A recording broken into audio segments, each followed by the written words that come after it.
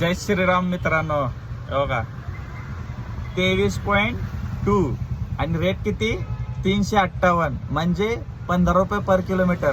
CNG झाला आहे 95.50 तरी सुद्धा आपल्याला कितीने देतोय 15 रुपये ओला देतोय.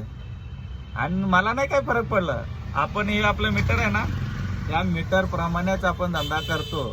420 रुपये झाले तर ते ताईने दिले 410 रुपये. 10 रुपये मला डिस्काउंट द्या म्हणून असं गोडीतच बोलले.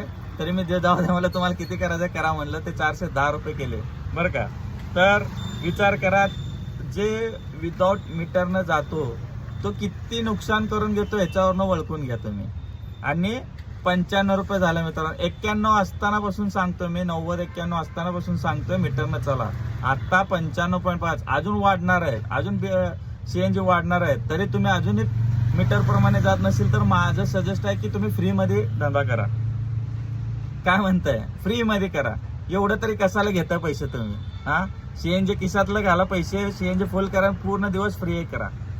हा, जीवाची नाही तर मनाची तर लाज वाटायला पाहिजे रावानो तुम्ही. आणि खास तर हे मी बोट करत नाही, पण हुशार आहे वा पिंपरी चिंचवड मधले भाऊ लोक आपले रिक्षावाले मित्र.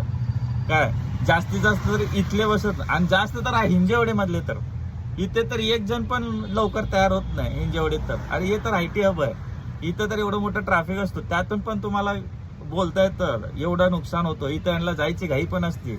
आडून बसा, नाही यायला पाहिजे म्हणजे येतेच. कारण काय माहिती का, हे वरचं चालू होस तर दिसलं का, हे मेट्रो चालू झालं ना मग बसा, मग तवा अजून ते पण जाते. मग शेअर करा मित्रांनो.